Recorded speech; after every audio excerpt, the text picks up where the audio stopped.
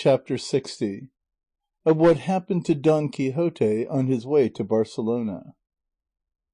It was a fresh morning, giving promise of a cool day, as Don Quixote quitted the inn, first of all taking care to ascertain the most direct road to Barcelona, without touching upon Saragossa, so anxious was he to make out this new historian, who they said abused him so to be a liar. Well, as it fell out, nothing worthy of being recorded happened him for 6 days, at the end of which, having turned aside out of the road, he was overtaken by night in a thicket of oak or cork trees, for on this point Cide Hamete is not as precise as he usually is on other matters. Master and man dismounted from their beasts, and as soon as they had settled themselves at the foot of the trees, Sancho, who had had a good noontide meal that day, let himself without more ado pass the gates of sleep. But Don Quixote, whom his thoughts, far more than hunger, kept awake, could not close an eye, and roamed in fancy to and fro through all sorts of places. At one moment it seemed to him that he was in the cave of Montesinos, and saw Dulcinea transformed into a country wench, skipping and mounting upon her she-ass. Again, that the words of the sage Merlin were sounding in his ears, setting forth the conditions to be observed, and the exertions to be made for the disenchantment of Dulcinea. He lost all patience when he considered the laziness and want of charity of his squire Sancho, for to the best of his belief he had only given himself 5 lashes, a number paltry and disproportioned to the vast number required. At this thought he felt such vexation and anger that he reasoned the matter thus: if Alexander the Great cut the Gordian knot, saying, "To cut comes to the same thing as to untie," and yet did not fail to become lord paramount of all Asia, neither more nor less could happen now in Dulcinea's disenchantment if I scourge Sancho against his will. For if it is the condition of the remedy that Sancho shall receive 3,000 and odd lashes, what does it matter to me whether he inflicts them himself or some one else inflicts them, when the essential point is that he receives them, let them come from whatever quarter they may. With this idea he went over to Sancho, having first taken Rocinante's reins and arranged them so as to be able to flog him with them, and began to untie the points. The common belief is he had but one in front, by which his breeches were held up. But the instant he approached him, Sancho woke up in his full senses and cried out, "What is this? Who is touching me and untrussing me?" "It is I," said Don Quixote, "and I come to make good thy shortcomings and relieve my own distresses. I come to whip thee, Sancho, and wipe off some portion of the debt thou hast undertaken. Dulcinea is perishing, thou art living on regardless. I am dying of hope deferred. Therefore untrust thyself with a good will, for mine it is here, in this retired spot, to give thee at least 2,000 lashes." "Not a bit of it," said Sancho. "Let your worship keep quiet, or else by the living God the deaf shall hear us. The lashes I pledged myself to must be voluntary and not forced upon me. And just now I have no fancy to whip myself. It is enough if I give you my word to flog and flap myself when I have a mind." "It will not do to leave it to thy courtesy, Sancho," said Don Quixote, "for thou art hard of heart, and, though a clown, tender of flesh," and at the same time he strove and struggled to untie him. Seeing this, Sancho got up, and grappling with his master he gripped him with all his might in his arms, giving him a trip with the heels stretched him on the ground on his back, and pressing his right knee on his chest, held his hands in his own, so that he could neither move nor breathe. "How now, traitor!" exclaimed Don Quixote, "dost thou revolt against thy master and natural lord? Dost thou rise against him who gives thee his bread?" "I neither put down king nor set up king," said Sancho. "I only stand up for myself who am my own lord. If your worship promises me to be quiet and not to offer to whip me now, I'll let you go free and unhindered. If not—" "Traitor and Dona Sancha's foe, thou diest on the spot." Don Quixote gave his promise, and swore by the life of his thoughts not to touch so much as a hair of his garments, and to leave him entirely free, and to his own discretion to whip himself whenever he pleased. Sancho rose and removed some distance from the spot, but as he was about to place himself leaning against another tree, he felt something touch his head, and putting up his hands, encountered somebody's 2 feet with shoes and stockings on them. He trembled with fear and made for another tree, where the very same thing happened to him, and he fell a-shouting, calling upon Don Quixote to come and protect him. Don Quixote did so, and asked him what had happened to him, and what he was afraid of. Sancho replied that all the trees were full of men's feet and legs. Don Quixote felt them, and guessed at once what it was, and said to Sancho, "Thou hast nothing to be afraid of, for these feet and legs that thou feelest, but canst not see, belong no doubt to some outlaws and freebooters that have been hanged on these trees. For the authorities in these parts are wont to hang them up by 20s and 30s when they catch them, whereby I conjecture that I must be near Barcelona." And it was, in fact, as he supposed. With the first light they looked up, and saw that the fruit hanging on those trees were freebooters' bodies. And now day dawned, and if the dead freebooters had scared them, their hearts were no less troubled by upwards of 40 living ones, who all of a sudden surrounded them, and in the Catalan tongue bade them stand and wait until their captain came up. Don Quixote was on foot with his horse unbridled, and his lance leaning against a tree, and in short completely defenceless. He thought it best, therefore, to fold his arms and bow his head and reserve himself for a more favourable occasion and opportunity. The robbers made haste to search Dapple, and did not leave him a single thing of all he carried in the alforjas and in the valise, and lucky it was for Sancho that the duke's crowns and those he brought from home were in a girdle that he wore round him. But for all that these good folk would have stripped him, and even looked to see what he had hidden between the skin and flesh, but for the arrival at that moment of their captain, who was about 34 years of age apparently, strongly built, above the middle height, of stern aspect and swarthy complexion. He was mounted upon a powerful horse, and had on a coat of mail, with 4 of the pistols they call petronels in that country at his waist. He saw that his squires, for so they call those who follow that trade, were about to rifle Sancho Panza, but he ordered them to desist and was at once obeyed, so the girdle escaped. He wondered to see the lance leaning against the tree, the shield on the ground, and Don Quixote in armour and dejected, with the saddest and most melancholy face that sadness itself could produce. And going up to him he said, "Be not so cast down, good man, for you have not fallen into the hands of any inhuman Busiris, but into Roque Guinart's, which are more merciful than cruel."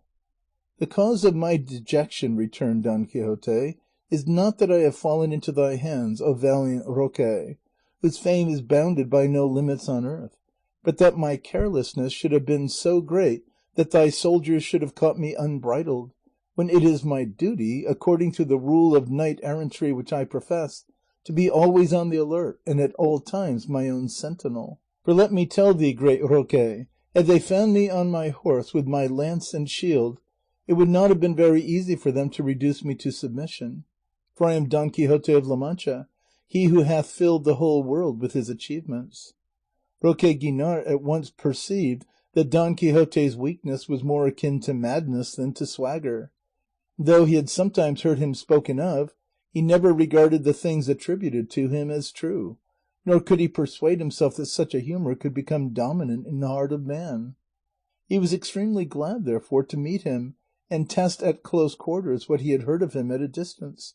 So he said to him, "Despair not, valiant knight, nor regard as an untoward fate the position in which thou findest thyself. It may be that by these slips thy crooked fortune will make itself straight, for heaven by strange circuitous ways, mysterious and incomprehensible to man, raises up the fallen and makes rich the poor." Don Quixote was about to thank him when they heard behind them a noise as of a troop of horses. There was, however, but one, riding on which at a furious pace came a youth, apparently about 20 years of age, clad in green damask edged with gold, and breeches, and a loose frock, with a hat looped up in the Walloon fashion, tight-fitting polished boots, gilt spurs, dagger and sword, and in his hand a musketoon and a pair of pistols at his waist. Roque turned round at the noise and perceived this comely figure, which drawing near thus addressed him: "I come in quest of thee, valiant Roque, to to find in thee, if not a remedy, at least relief in my misfortune. And not to keep thee in suspense, for I see thou dost not recognize me. I will tell thee who I am. I am Claudia Hieronima, the daughter of Simon Forte, thy good friend, and special enemy of Claukel Torreas, who is thine also as being of the faction opposed to thee. Thou knowest that this Torreas has a son who is called, or at least was not 2 hours since, Don Vicente Torreas. Well, to cut short the tale of my misfortune, I will tell thee in a few words what this youth has brought upon me. He saw me, he paid court to me, I listened to him, and unknown to my father I loved him. For there is no woman, however secluded she may live, or close she may be kept, who will not have opportunities and to spare for following her headlong impulses. In a word, he pledged himself to be mine, and I promised to be his, without carrying matters any further. Yesterday I learned that, forgetful of his pledge to me, he was about to marry another, and that he was to go this morning to plight his troth, intelligence which overwhelmed and exasperated me. My father not being at home, I was able to adopt this costume you see, and urging my horse to speed, I overtook Don Vicente about a league from this, and without waiting to utter reproaches or hear excuses, I fired this musket at him, and these 2 pistols besides, and to the best of my belief I must have lodged more than 2 bullets in his body, opening doors to let my honour go free, enveloped in his blood. I left him there in the hands of his servants, who did not dare and were not able to interfere in his defence, and I come to seek from thee a safe conduct into France, where I have relatives with whom I can live, and also to implore thee to protect my father, so that Don Vicente's numerous kinsmen may not venture to wreak their lawless vengeance upon him.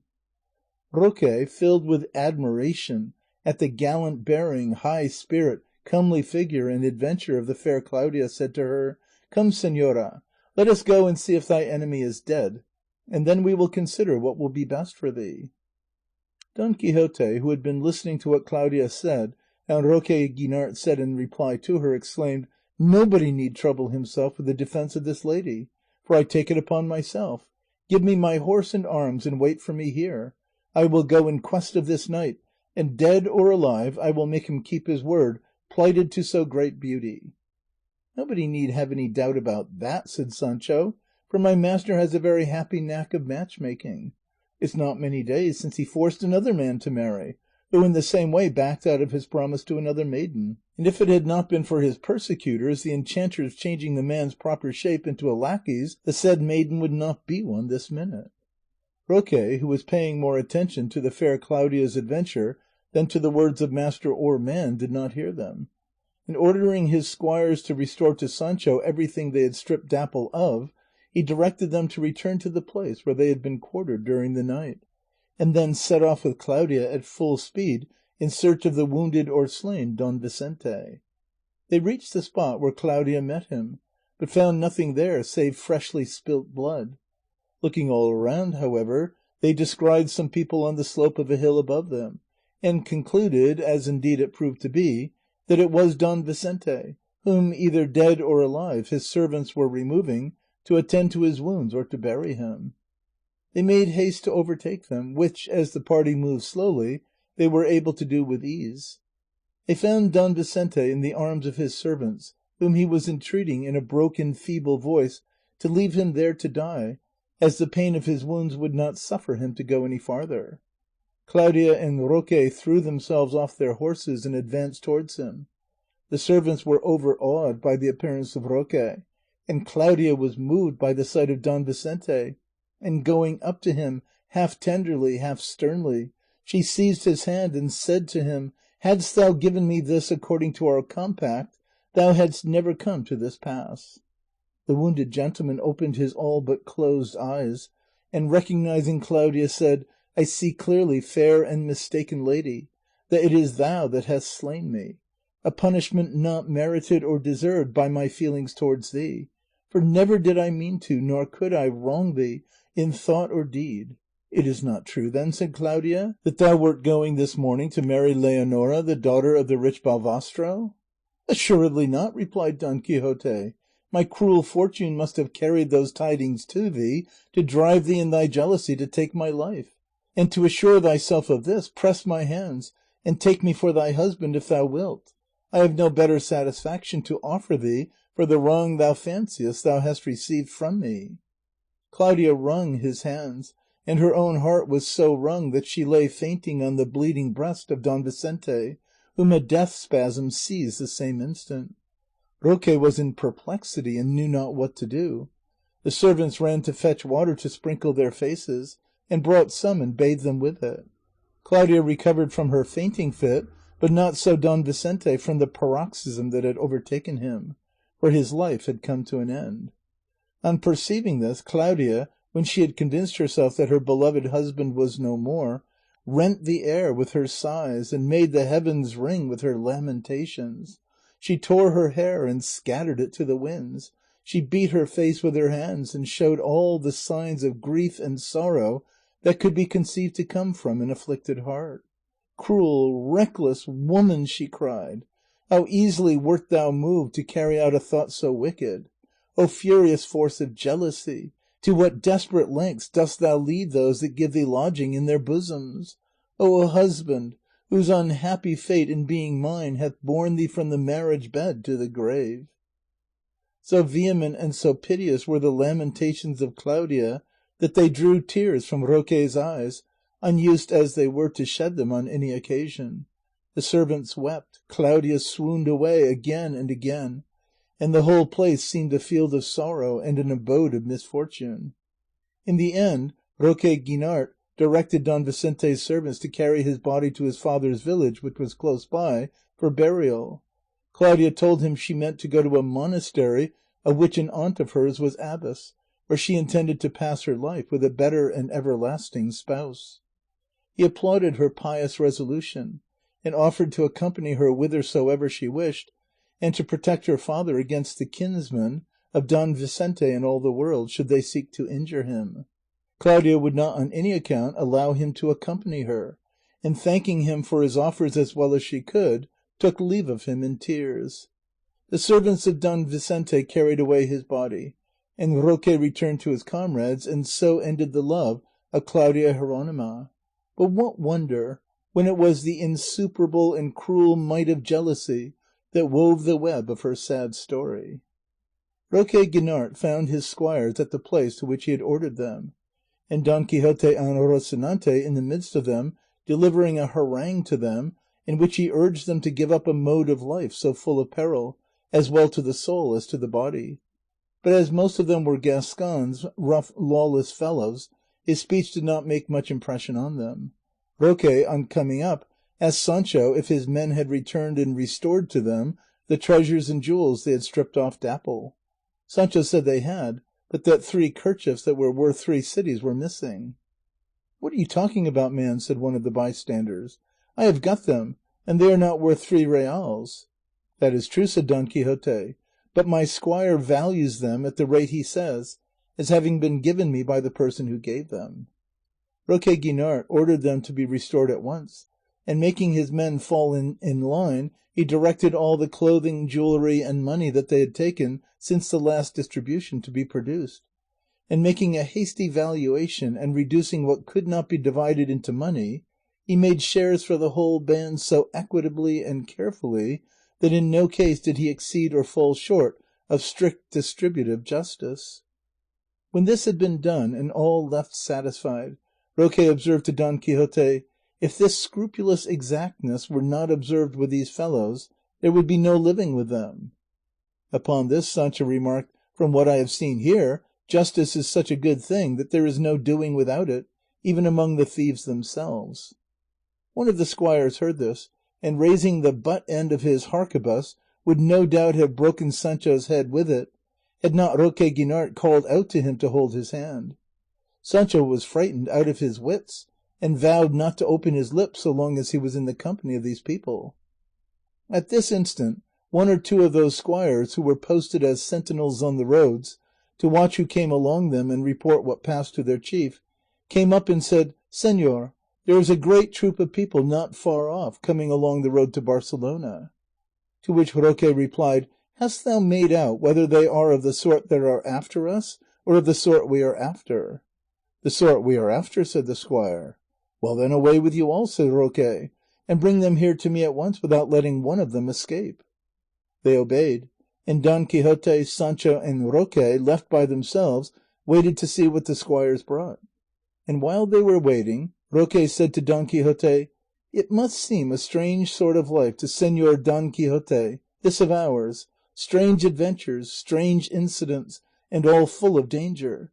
And I do not wonder that it should seem so, for in truth I must own there is no mode of life more restless or anxious than ours. What led me into it was a certain thirst for vengeance, which is strong enough to disturb the quietest hearts. I am by nature tender-hearted and kindly, but as I said, the desire to revenge myself for a wrong that was done me so overturns all my better impulses that I keep on in this way of life, in spite of what conscience tells me. And as one depth calls to another, and one sin to another sin, revenges have linked themselves together, and I have taken upon myself not only my own but those of others. It pleases God, however, that though I see myself in this maze of entanglements, I do not lose all hope of escaping from it and reaching a safe port." Don Quixote was amazed to hear Roque utter such excellent and just sentiments, for he did not think that among those who followed such trades as robbing, murdering, and waylaying there could be any one capable of a virtuous thought, and he said in reply, "Señor Roque, the beginning of health lies in knowing the disease, and in the sick man's willingness to take the medicines which the physician prescribes. You are sick, you know what ails you, and heaven, or more properly speaking God, who is our physician, will administer medicines that will cure you, and cure gradually, and not of a sudden or by a miracle. Besides, sinners of discernment are nearer amendment than those who are fools. And as your worship has shown good sense in your remarks, all you have to do is to keep up a good heart, and trust that the weakness of your conscience will be strengthened. And if you have any desire to shorten the journey and put yourself easily in the way of salvation, come with me, and I will show you how to become a knight errant, a calling wherein so many hardships and mishaps are encountered, that if they be taken as penances, they will lodge you in heaven in a trice." Roque laughed at Don Quixote's exhortation, and changing the conversation he related the tragic affair of Claudia Jeronima, at which Sancho was extremely grieved, for he had not found the young woman's beauty, boldness, and spirit at all amiss. And now the squires dispatched to make the prize came up, bringing with them 2 gentlemen on horseback, 2 pilgrims on foot, and a coach full of women, with some 6 servants on foot and on horseback in attendance on them, and a couple of muleteers whom the gentlemen had with them. The squires made a ring round them, both victors and vanquished maintaining profound silence, waiting for the great Roque Guinart to speak.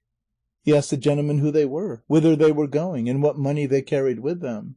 "Señor," replied one of them, "we are 2 captains of Spanish infantry. Our companies are at Naples, and we are on our way to embark in 4 galleys, which they say are at Barcelona, under orders for Sicily. And we have about 200 or 300 crowns, with which we are, according to our notions, rich and contented, for a soldier's poverty does not allow a more extensive hoard." Roque asked the pilgrims the same questions he had put to the captains, and was answered that they were going to take ship for Rome, and that between them they might have about 60 reals. He asked also who was in the coach, whither they were bound, and what money they had. And one of the men on horseback replied, "The persons in the coach are my lady Doña Guiomar de Quinones, wife of the regent of the Vicaria at Naples, her little daughter, a handmaid, and a duenna. We 6 servants are in attendance upon her, and the money amounts to 600 crowns. "So then," said Roque Guinart, "we have got here 900 crowns and 60 reals. My soldiers must number some 60. See how much there falls to each, for I am a bad arithmetician." As soon as the robbers heard this, they raised a shout of "Long life to Roque Guinart, in spite of the lladres that seek his ruin." The captains showed plainly the concern they felt, the regent's lady was downcast, and the pilgrims did not at all enjoy seeing their property confiscated.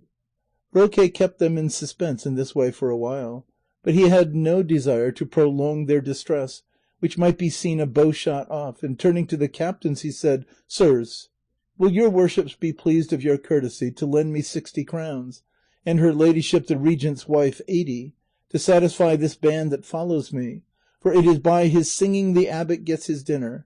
and then you may at once proceed on your journey, free and unhindered, with the safe conduct which I shall give you, so that if you come across any other bands of mine that I have scattered in these parts, they may do you no harm, for I have no intention of doing injury to soldiers or to any woman, especially one of quality." Profuse and hearty were the expressions of gratitude with which the captains thanked Roque for his courtesy and generosity. For such they regarded his leaving them their own money. Señora Doña Guiomar de Quinones wanted to throw herself out of the coach to kiss the feet and hands of the great Roque, but he would not suffer it on any account. So far from that, he begged her pardon for the wrong he had done her under pressure of the inexorable necessities of his unfortunate calling. The regent's lady ordered one of her servants to give the 80 crowns that had been assessed as her share at once, for the captains had already paid down their 60. The pilgrims were about to give up the whole of their little hoard, but Roque bade them keep quiet, and turning to his men he said, "Of these crowns 2 fall to each man and 20 remain over. Let 10 be given to these pilgrims, and the other 10 to this worthy squire, that he may be able to speak favourably of this adventure." And then having writing materials, with which he always went provided, brought to him, he gave them in writing a safe conduct to the leaders of his bands.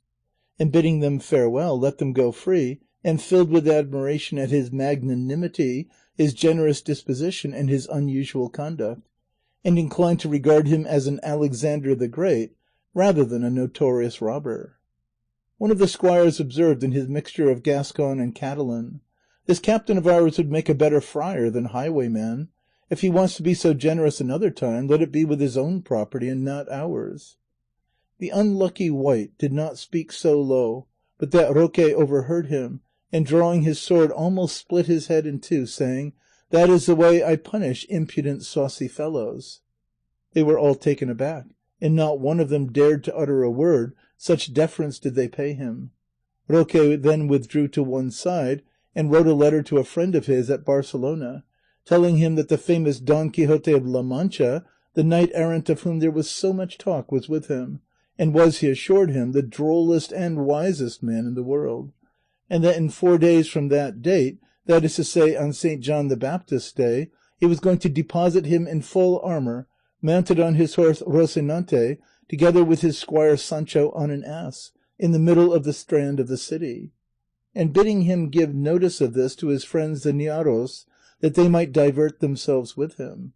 He wished, he said, his enemies the Cadels could be deprived of this pleasure, but that was impossible, because the crazes and shrewd sayings of Don Quixote and the humours of his squire Sancho Panza could not help giving general pleasure to all the world. He dispatched the letter by one of his squires, who, exchanging the costume of a highwayman for that of a peasant, made his way into Barcelona, and gave it to the person to whom it was directed.